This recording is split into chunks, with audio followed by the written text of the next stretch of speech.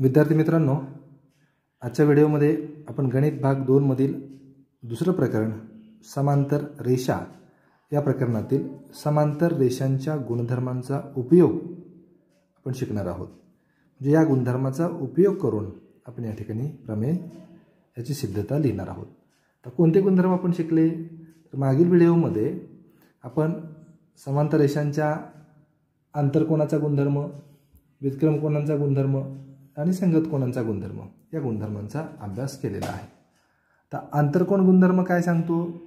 तर समांतर रेषांना एका छेदिकेने छेदले असता तयार होणारे छेदिकेच्या एकाच बाजूकडील जे आंतरकोन आहेत ते परस्परांचे पूरक कोन असतात। हा आपण समांतर रेषाच्या आंतरकोनाचा गुणधर्म अभ्यासला। त्यानंतर दोन समांतर रेषांना एका छेदिकेने छेदले असता त्यांच्यावर तयार होणारे व्युत्क्रम कोन हे एकरूप असतात। हा आपण व्युत्क्रम कोनाचा गुणधर्म अभ्यासला। आणि त्यानंतर दोन समांतर रेषांना एका छेदिकेने छेदले असता तयार होणारे संगत कोन एकरूप असतात। याला समांतर रेषाच्या संगत कोनांचा गुणधर्म असं म्हणतात। त्या सर्व गुणधर्मांचा अभ्यास आपण केलेला आहे, त्यांच्या सिद्धता पाहिलेल्या आहेत। तर त्या गुणधर्माचा उपयोग करून आपण आता काही प्रमेय हे सोडवणार आहोत। प्रमेय आहे, कोणत्याही त्रिकोणाच्या सर्व कोनांच्या मापांची बेरीज 180 अंश असते। आता आकृतीमध्ये त्रिकोण एबीसी काढलेला आहे। त्रिकोण एबीसी हा कुठलाही एक त्रिकोण आहे आणि आपल्याला हे सिद्ध करायचे की या त्रिकोणाच्या तिन्ही कोनांच्या मापांची बेरीज म्हणजे कोन ए अधिक कोन बी अधिक कोन सी बरोबर 180 असते। तर अगोदर आपण पक्ष आणि साध्य लिहूया। त्रिकोण एबीसी हा कोणताही एक त्रिकोण आहे। साध्य काय करायचे पहा आपल्याला? तर या त्रिकोणाच्या तिन्ही कोनांच्या मापांची बेरीज ही 180 अंश असते। कोन एबीसी अधिक कोन एसीबी अधिक कोन बीएसी बरोबर 180 अंश। हे कोन कुठल्याही क्रमाने लिहिले तरी चालतील। आता सिद्धता लिहिण्यापूर्वी आपण रचना केलेली आहे। तर ही रचना आपण कोणती केली ते आपण लिहूया। इथं आपण बिंदू ए मधनं बाजू बी सी ला समांतर रेषा काढलेली आहे आणि त्या रेषेवर बिंदू पी आणि क्यू असे घेतले की ए हा पी आणि क्यूच्या दरम्यान आहे। रचना लिहूया। ए बिंदूतून रेख किंवा बाजू बी सी ला समांतर रेषा काढली, नाव देऊया आपण तिला एल। समांतर रेषा एल काढली आणि त्या रेषेवर बिंदू पी व क्यू असे घेतले की P dash A dash Q म्हणजे बिंदू ए हा पी आणि क्यूच्या दरम्यान आहे। आता याच्यावरून आपल्याला सिद्धता लिहायची आहे। आकृतीमध्ये रेषा एल किंवा रेषा पी क्यू समांतर बाजू बी सी आणि ए बी ही छेदिका आपण जर घेतली तर तयार होणारे हे जे कोन आहेत, कोन पी ए बी आणि कोन ए बी सी हे व्युत्क्रम कोन आहेत आणि व्युत्क्रम कोनाच्या गुणधर्मावरून हे दोन कोन एकरूप येतील। अगदी तसंच रेषा पी क्यू समांतर बाजू बी सी आहे आणि रेख ए सी ही छेदिका घेतली तर हा कोन कोन क्यू ए सी आणि कोन ए सी बी हे दोन कोन एकरूप होतील कारण व्युत्क्रम कोन। आता नंबर 1 मध्ये आपण त्या समीकरण 1 नंबर दिला आहे की जिथं हे दोन कोन एकरूप लिहिलेले आहेत आणि याला 2 नंबर दिलेला आहे। तर 1 व 2 ची जर बेरीज केली आपण तर बेरीज करत असताना समीकरणामध्ये डाव्या बाजूमध्ये डावी बाजू आणि उजव्या बाजूमध्ये उजवी बाजू मिळवतो। पहा सिद्धता आपण लिहिलीत, हे आणखी समजावून घेऊया। रेषा पी क्यू पहा समांतर बाजू किंवा रेख बी सी रचना आणि रेख ए बी ही छेदिका घेऊन म्हणून कोन पी ए बी पहा आकृतीमध्ये एकरूप कोन ए BC एकरूप लिहा, बरोबर लिहा. हे बरोबरचं पंचने लिहायचं चालतं, कारण व्युत्क्रम कोण याला नंबर देऊया 1. आता रेषा PQ समांतर बाजू BC रचनेमध्ये आपण हे घेतलेलं आहे, आणि रेख AC ही छेदिका, आणि म्हणून कोन QAC बरोबर कोन ACB हे पण व्युत्क्रम कोनच आहेत. आता 1 व 2 ची बेरीज करूया. 1 व 2 ची बेरीज करून आता समीकरणांची बेरीज करत असताना डाव्या बाजूमध्ये डावी बाजू आणि उजव्या बाजूमध्ये उजवी बाजू आपण मिळवतो. हा डावी बाजू कोन PAB, समीकरण 2 ची डावी बाजू कोन QAC बरोबर कोन ABC अधिक कोन ACB. या दोन समीकरणाची आपण बेरीज केली आहे. तर दोन्ही समीकरणामध्ये जर आपण समान संख्या मिळवली, समान संख्या वजा केली दोन्ही बाजूमधनं, तर आपल्याला समानताच मिळणार आहे. आता इथं याच्या दोन्ही बाजूमध्ये याला नंबर देऊया 3. समीकरण 3च्या दोन्ही बाजूमध्ये कोन BACचं माप आपण मिळवूया.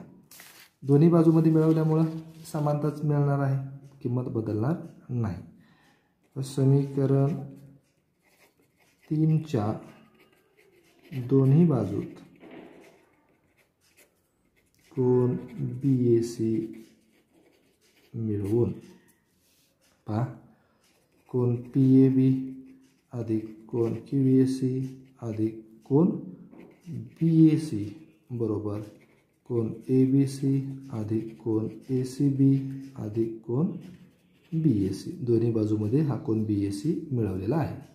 आता आकृतीमध्ये पहा कोन QAC आणि कोन BAC पाहायच्यामध्ये कोन QAC आणि कोन BAC हे दोन कोन मिळून कोन QAB तयार होते. हा म्हणून कोन PAB अधिक हे दोन कोन मिळून कोन QAB किंवा कोन BAQ बरोबर कोन ABC अधिक कोन ACB अधिक कोन BAC कोनाच्या बेरजेचा गुणधर्म. कारण दोन कोनाची बेरीज आपल्याला तेव्हाच करता येते ज्यावेळेस त्यांचा शिरोबिंदू समान असेल आणि त्यांचे अंतर्भाग जे आहेत हे भिन्न असतील. तर अशा वेळेस दोन संलग्न कोनाची बेरीज आपल्याला करता येते, त्याला कोनाच्या बेरजेचा गुणधर्म असं म्हणतात. आता जर आपण आकृतीचं व्यवस्थित निरीक्षण केलं तर आपल्या लक्षात येईल की कोन PAB आणि कोन QAB हे दोन कोन रेषीय जोडीतील कोन आहेत, आणि म्हणून त्यांच्या मापांची बेरीज 180 असली पाहिजे. म्हणून 180 अंश बरोबर कोन ABC अधिक कोन ACB अधिक कोन BAC. कारण रेषीय जोडीतील कोन हे रेषीय जोडीतील कोन असल्यामुळे त्यांच्या मापांची बेरीज 180 अंश. आपल्याला हेच सिद्ध करायचं आहे. आता हे जे तिन्ही कोन आहेत हे त्रिकोण ABCचे कोन आहेत, आणि म्हणजेच कोन ABC अधिक कोन ACB अधिक कोन BAC बरोबर 180 अंश हे सिद्ध झाले.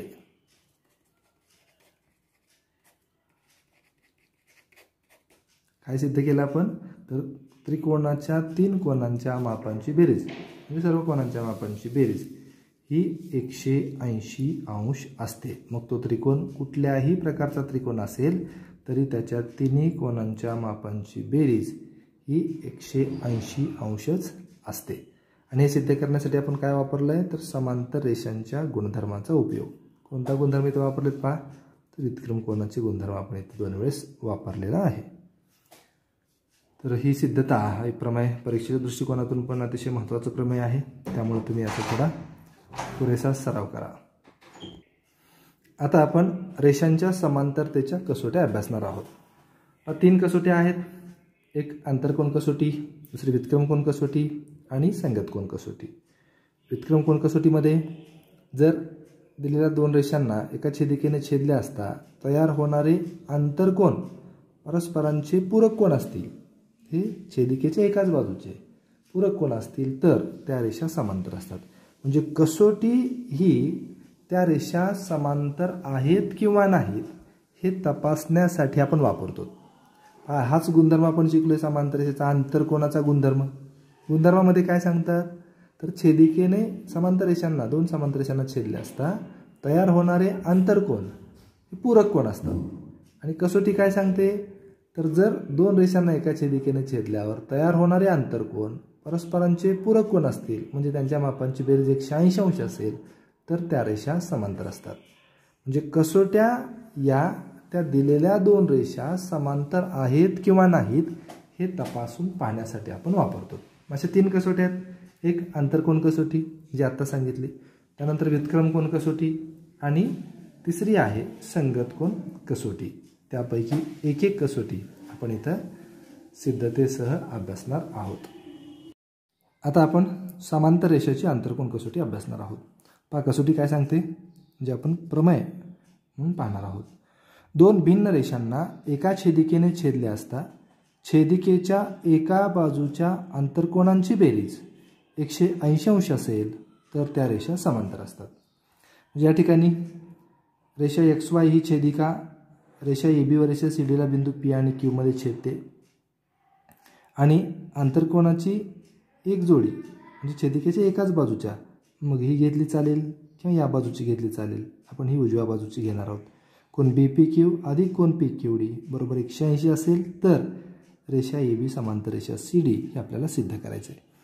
पक्ष लिहूया. रेषा AB व रेषा CD ची रेषा XY ही छेदिका आहे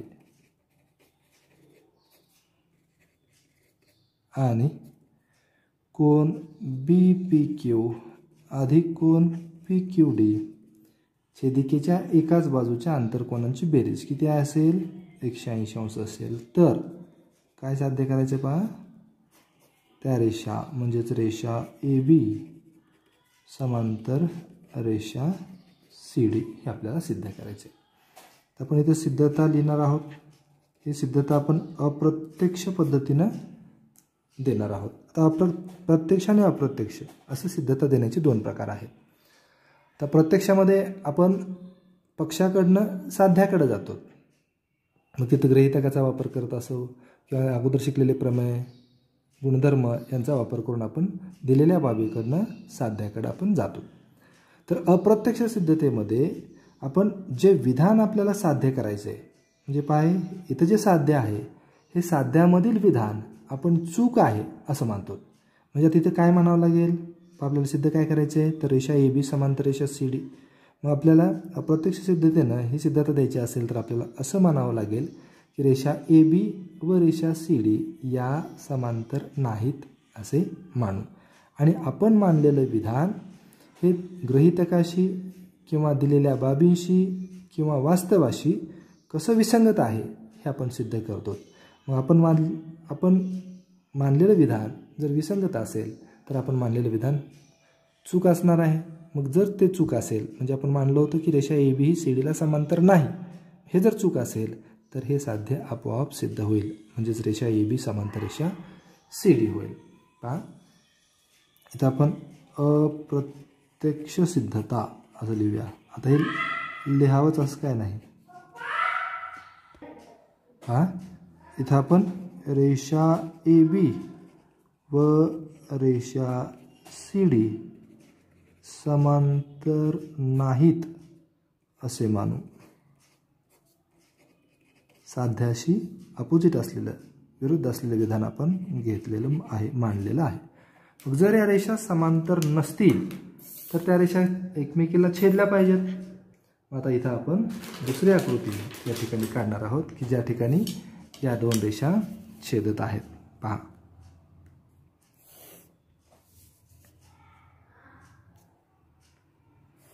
आता हे आपण रचनेमध्ये का लिहिलं नव्हतं तर या आकृतीमध्ये ही रचना केलेली नाही. इथं हे मानल्यानंतर आपल्या लक्षात आलं. इथं हे मानले आपण की या रेषा समांतर नाहीत. मग समांतर नाहीत म्हणजे त्या छेदत असल्या पाहिजेत. त्यासाठी आपण इथं ही आकृती काढत आहोत. पहा ही रेषा ए बी आहे आणि ही रेषा सी डी आहे.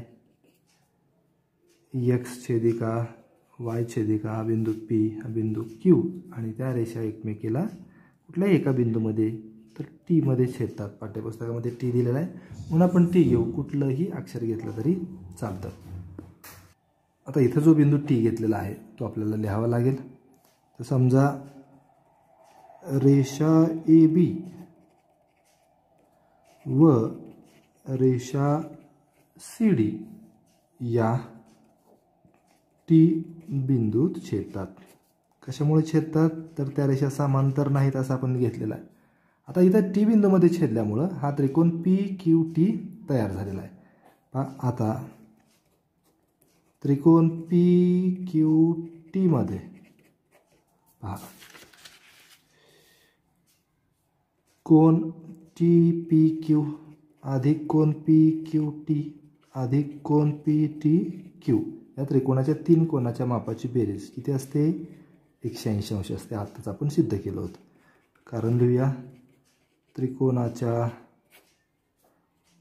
कोनांची बेरीज किंवा त्रिकोणाच्या कोनाच्या बेरजेचा गुणधर्म असंही आपल्याला लिहिता येतं. तर परंतु आपल्याला दिलंय काय पहा हा जो कोण टी पी क्यू आहे तोच कोण बी पी क्यू आहे. हा बी पी क्यू अधिक पी क्यू डी बरोबर 180 दिलेला आहे म्हणून इथे लिहूया.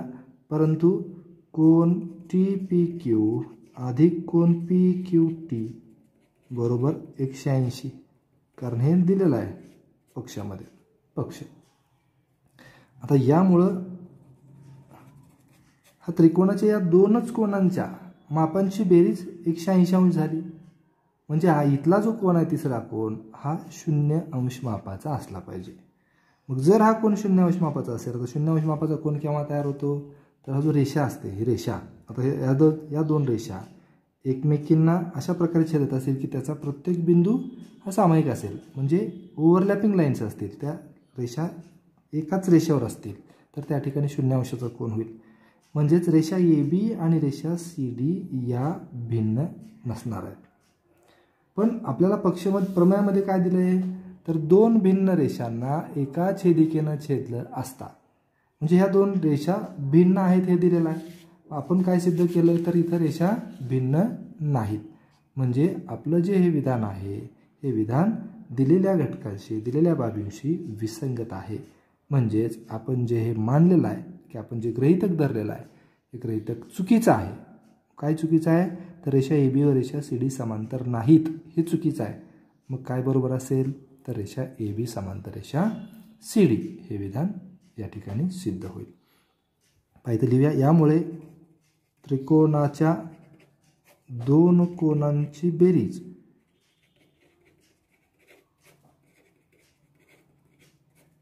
(180 अंश होते. पण त्रिकोणाच्या 3 कोनाच्या मापाची बेरीज 180 अंश आहे. त्रिकोणाच्या 3 कोनांची बेरीज 180 अंश असते आणि म्हणून हा जो तिसरा कोन आहे तिसरा कोन पी टी क्यू बरोबर 0 अंश आणि म्हणून रेषा ए बी व रेषा सी डी या भिन्न राहणार नाहीत.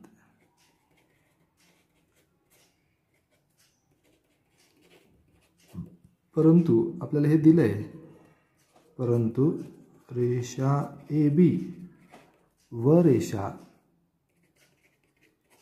सी डी या भिन्न रेषा आहेत हे आपल्याला दिलंय.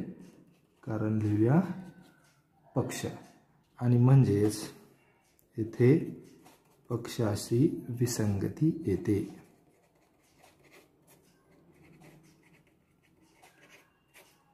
इथे पक्षाशी विसंगती येते म्हणजेच आपण गृहीत धरलेलं विधान हे चूक असलं पाहिजे.